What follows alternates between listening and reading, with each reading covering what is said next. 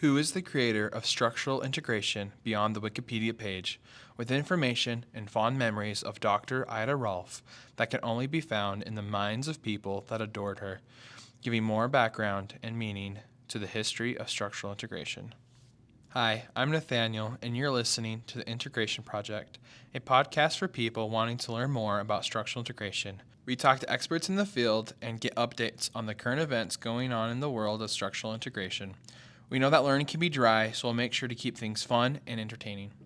Today's episode, we are teaming up with the International Association for Structural Integrators, known as IASI. We had the opportunity to look at some of their content, and we picked some of the best bits and pieces for you to enjoy, some of the fond memories people have of the creator of structural integration, Dr. Ida Rolf. If you are interested in seeing this video, visit the link below to the IASI website or our YouTube channel and find this episode. A little bit of background about Ida Rolf. She earned a PhD in biochemistry in 1920, and she studied things like atomic physics as well as osteopathy, homeopathy, and yoga. Ida Rolf looked at the human condition as it related to the environment and looked into the relationships of parts to the whole, soft tissue to hard, matter to energy, and structure to function, and connect the tissue to health and well-being. Rather than working on symptoms, she worked on treating the body as a whole, bringing her to evolve a series and sequence of manipulations known as structural integration series. It is a process of organizing and bringing order to the connective tissue through structural alignment with the Earth's gravitational field to establish proper relationships of the body. Now, we would like to introduce several of her original students of structural integration. Through their stories, we'll get to know Ida Rolf better, and if you want to hear more from these speakers and much more like them, the full presentations that each of these legacy teachers gave can be found at the IASI 2022 Symposium. You can also see the full list of the legacy teachers that presented at the symposium. The symposium information can be found on the IASI website. Let's get right into it with Judith Aston. Judith said, "I had the privilege of spending quite a bit of time with Dr. Rolf from April 1968 to 1976 as her Girl Friday assistant, trainee, practitioner, and faculty. By creating 3 trainings from Dr. Rolf's program, Judith Aston is widely recognized as a pioneer in the art and science of kinetics for her discovery of the Aston paradigm. Her acute ability to see the body and to train others to see established her unique discipline of bodywork and movement training."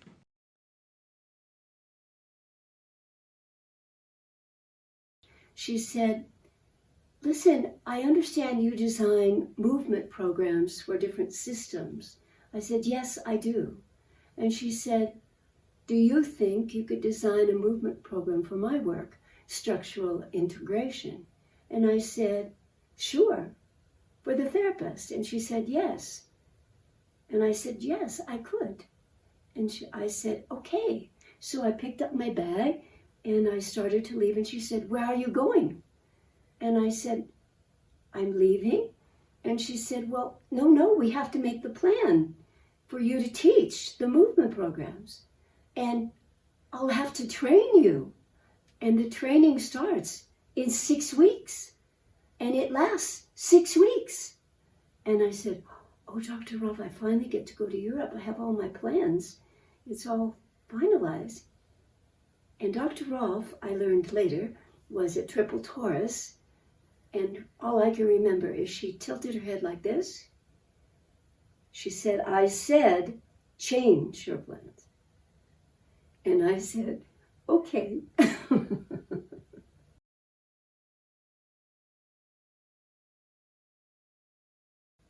Dr. Rolf was one of these enormously talented people. She was a biochemist. She was interested in so many disciplines of psychology, of physiology, of anatomy, kinesiology. She was studying body work in Europe and following different systems to see what they could offer, as gathering information for what was coming to her and what she was going to have to try to figure out to help her son with certain kinds of conditions that she felt the body work created for that kind of change would be able to facilitate him. And he did. And one of the outstanding moments of early change for me was in the class when Dr. Ida Rolf asked me to get her a cup, that would be a china cup, of coffee with cream. I said, sure. So I filled the coffee cup 3/4 filled. I filled it then with a touch of cream, and I took it to her and handed it as though it was a special gift in a very beautiful china saucer and cup. And she took a taste, and she put it down and set it on the table. She said, you put the cream in second. And I said, I'm sorry. She said, you did not put the cream in first. I said, no. She said, if you put the cream in first, it breaks down the coffee and makes it less acid, but it also tastes quite differently. And I said, okay, let me make another cup of coffee for you. And I did so. But it became the thing that I had everybody that I was ever having coffee with try. Wait a minute, taste this and tell me the difference. And unanimously people would say, well, this is creamier or smoother. This is a little more acidic, and so on and so forth. I said, well, that's the biochemistry knowledge from Dr. Ida Rolf.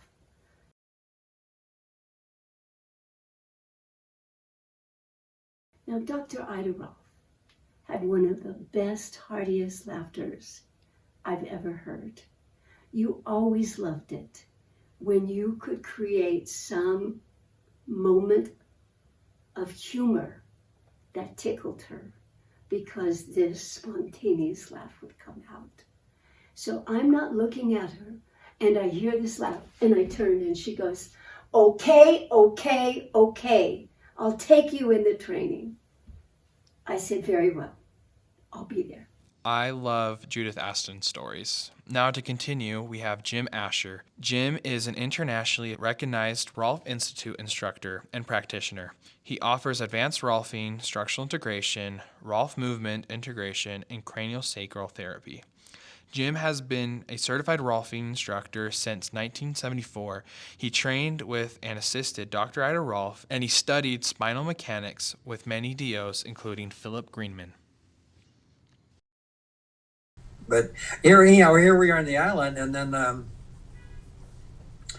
the weekend came, and we started in September, so it's October, middle October, November, and everybody left the island but Ida and I, and then there was a hurricane coming. But so, everybody left. I forget the week, the night the class was over, because remember, it was basically 4 days. So the next day, this hurricane's coming, and the winds are getting stronger and stronger, and then it's raining like heck, really. So I would go to check on Ida. She had a little house by herself, a little wooden house. And so I would walk, and literally after a while, I was walking sideways into the wind, and rain's coming down. How are you? She said, I'm okay. What are you doing out there in the rain? I said, well, I just wanted to check on you. And she said, okay. So I left, and I'm going back again to check on her, and here comes this car. And it's the highway patrol. He had seen someone down there, and he said, what are you doing down here? I said, well, I'm here taking care of Dr. Rolf. It's the weekend. He said, all the islands are supposed to be evacuated. The island below you and above you is evacuated. You're not supposed to be here. I said, well, Dr. Rolf's here. I can't leave her, and we don't have a car. So he said, well, I can't give people rides, but we got to work. So he said, let me meet her. So he jumps out of his car. I go knock on her door. She said, who is it? Which is kind of silly in a way, but she wasn't sure, because it could be someone else had driven down, So we go, I said, it's Jim, and there's a highway patrolman. She said, well, come in, young man, you got to come in. So a guy comes in, and he takes off his hat. He's got one of those hats, highway patrolman hats. And he's standing there next to me, and she said, I said, Dr. Rolf, this highway patrolman thinks that we should leave the island. She said, we can't leave the island. I'm teaching a class. And he said, well, ma'am, there's a hurricane coming. and she sticks her finger up in the air and she goes, "My class will not be stopped." And she stares up the sky. She's not staring at us. And then she brings her finger down and she just sits there, like looks at us like it's over, that you can leave now or something. We weren't sure. It was like she'd said the final word, "The class will not be stopped." She had nothing else to say. So he said, "Well, yes, ma'am, but there is a hurricane coming." She says, "Young man, I really appreciate your help. And you've been very nice and cordial." She said, "But look, what I'm worried about is that right shoulder of yours. Jimmy, can you see that right shoulder? Look how messed up it is. We're going to get his name and phone number right now. I want me to be a model next week." She said, "We're going to fix that shoulder of yours and probably a hip too." And he said, "Well, yes, ma'am, I appreciate you fixing my shoulder, but there's a hurricane coming." And he says, "Don't worry about it. Come back Monday. We're going to get to that shoulder." So we go outside and he goes, "Is she always like that?" And I said, "Yes, that's kind of her. She's always fairly intense." I said, "She's very intense." I couldn't even think of another word, So he said, "I need to tell you, a hurricane really is coming and you really need to be off it. This is a very small island." And I said, "I got that. I know I've walked from edge to edge, So he said, "That's all I can tell you. I can't come back here every time. He said, I got to check all the islands." So I said, "Okay, thank you, sir. I'll do my best." And then I went in again and she said, "Oh," I think I told her, she said, "Can you swim?" And I said, "Yes, ma'am." She said, "Good, I can swim too." I was like, the turn that was in the conversation. We could both swim.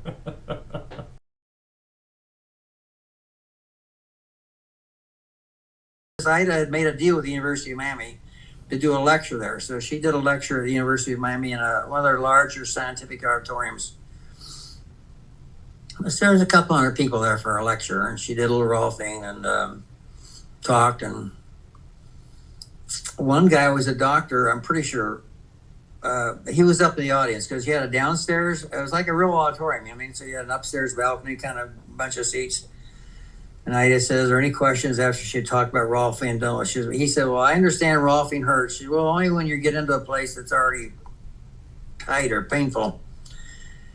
And he said, "Well, it sounds good. I understand people get a lot of results from Rolfing, but I don't understand why it has to be painful." She said, "It doesn't have to be painful. You're touching people where they're tight and there is pain. They've had a painful experience there." And she starts telling me, she said, "I'm sorry, you really haven't answered my question." She says, well, let me say it again. You're working on someone, their shoulder, and maybe they hurt their shoulder in a car accident. And so all of a sudden you touch a tight place that's not moving and it's painful. But you're not creating the pain. The pain is in the body. And otherwise you wouldn't do it. You're trying to make the person feel better. So this guy waves his arm. She says, "You still haven't answered my question." So her third answer was very similar. You're working on connective tissue and the connective tissue short. And finally he's wiggling his hand no or something. And so she says, "Well, young man, I can see you're a very learned young man." I've never heard it. There's her first, when you use that expression, when Ida would kind of say something to you, it was like not pandering, but she was setting them up in a funny way to me. She says, "You're a very learned young man." And we're talking about a couple hundred people in the audience, And he said, "Well, yeah." She said, "Well, what's your specialty?" And he was an anesthesiologist, I believe. She says, "Oh, okay, then you understand gases." And he said, "Well, yeah." And so I can't remember how she put it. She said, "Well, I have a question for you." And so she laid out this question, famous, I'll have to look this up and we'll come back to it. Anyhow, it was a famous guy, and if you took biochemistry, there's this one chart you had to learn, written by a certain doctor. And I tried to memorize that chart, but couldn't because I had never taken biochemistry. And so she asked the guy this question, and he couldn't answer it. And this particular chart's named after the guy,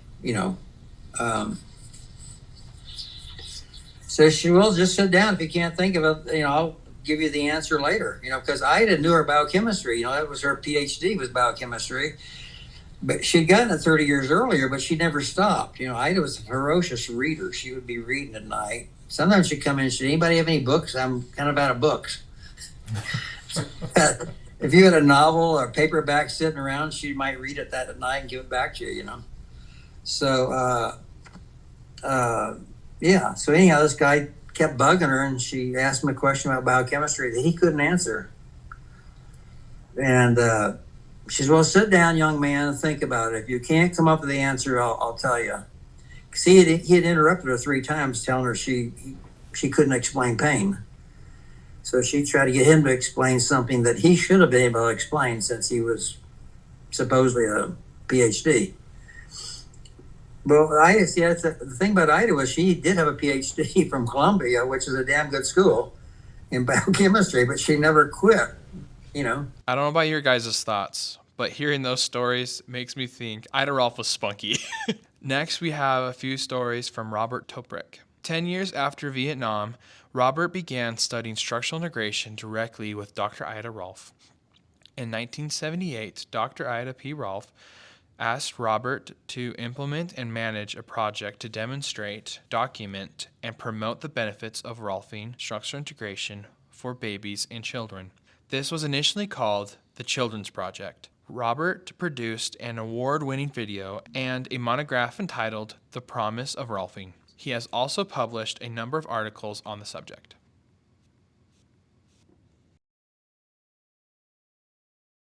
And let me see, there's two really critical points for me and Dr. Rolf. One of them was, one day I was driving her down to Washington, D.C., and we're driving. She said, do you know where you're going? Do you know what you're doing? I said, oh, yes, ma'am. Yes, ma'am. It's like, God forbid, I did not know what I was doing. And after a while, she said, I don't think you do. I have to go to the bathroom. You better find a place to pull off. So we pulled off, and I found out that I wasn't going the right way, and we were going to end up in Ohio. And so that was one of my lessons of not being such a smartass and thinking I knew everything. Another one was, she asked me to go buy her a chicken one time, and she had the specific chicken that she wanted, and I went and bought the one that I thought she should have instead of the one she asked me for, and I brought it back, and she said, that's not the one I asked you for, now go get it. So I had to go get that other chicken. And then one of the last more important areas of my development with her was she did an advanced class shortly after she came back to Philadelphia. And I wanted to be in it because I felt like I didn't really learn anything in my first elementary class. And she wouldn't let me in. And then when the advanced part came, she invited me to come be an observer. And since I didn't have any, there was no stake in the game, I was just an observer. What I noticed was that all the people in the class were working really hard to prove to her how smart they were and how good they were and how much more they knew than she did. And that was not at all what she was interested in doing. So I learned how to just shut my mouth and open my ears and just listen to her and take on what she had to say. And I'm still learning. It's a long process, and we got a long way to go. Next up, we have Jan Sultan. He is one of the giants of Rolfing structural integration. He is among the few who studied directly with Ida Rolf and who was directly asked by Ida Rolf to teach the upcoming generation of Rolfers. And as a teacher, there are a few that have had a hand in the development of so many generations of Rolfers and advanced Rolfers.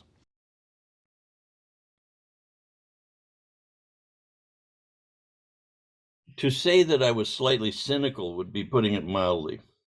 But I learned very quickly around Ida Rolf to keep my mouth shut. Because if you started down that road with her, you would either be in a conflict, which you can't win, or you would be out the door. Okay. Like, get out, go. Yeah. This is my classroom. You're going to do it my way. Okay. And or you can go somewhere else.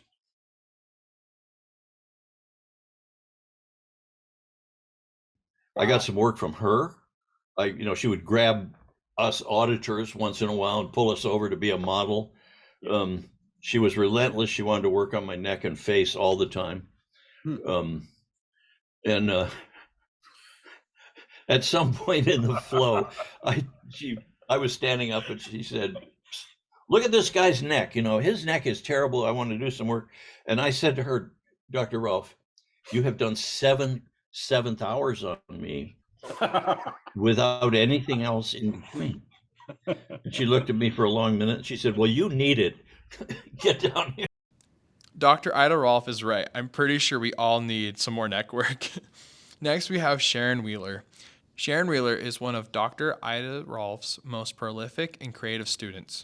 Sharon has extended and taught the work of structural integration with bone work, scar work, cranial work, as well as deepening and clarifying the work of Dr. Ida Rolf in Sharon's work and teaching.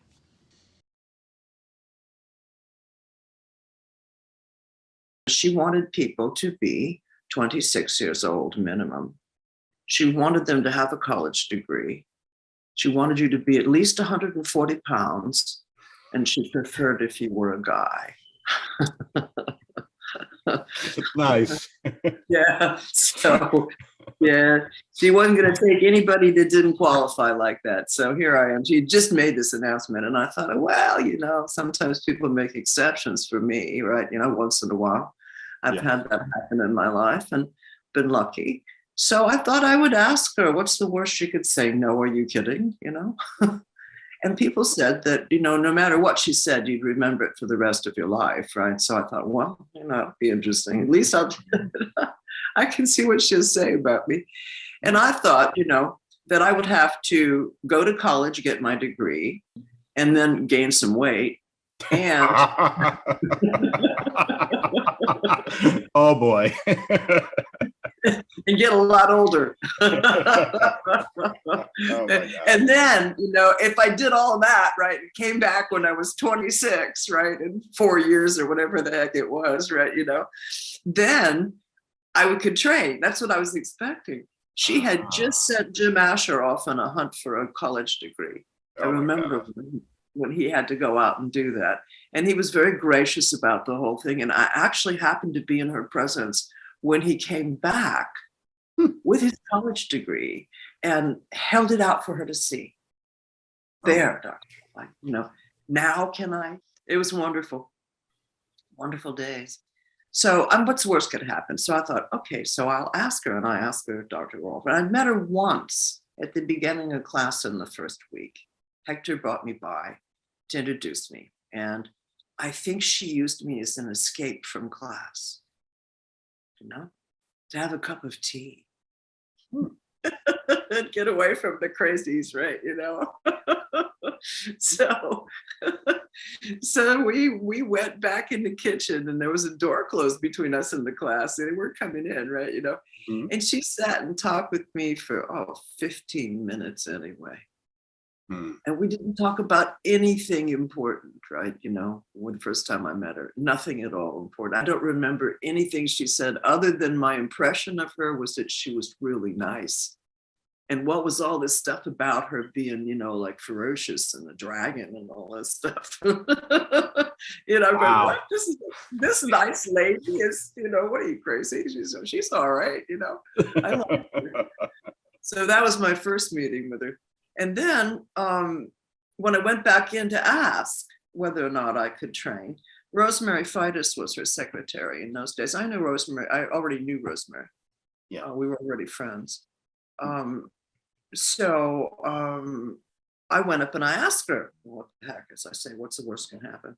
And she looked me up and down for what seemed the longest time. And I almost said, that's okay, never mind. I don't want to do it. Never mind. And then I said, what the heck? What can she say? I want to hear this, right? Whatever it is, I want to hear it, right? So I just stood my ground. And, then she turned to Rosemary and she said, I'll train her, put her in the next class. We hope you enjoyed learning about the legacy of Dr. Ida Rolf. She was the start of the amazing practice of structural integration, and it is still growing and continuing. Please join us next week about Where It Is Going with Jason Prince, the board president of the International Association of Structural Integrators. Thank you for joining us on the Integration Project. If you enjoyed our content, please subscribe and leave us a review on your favorite podcast platform.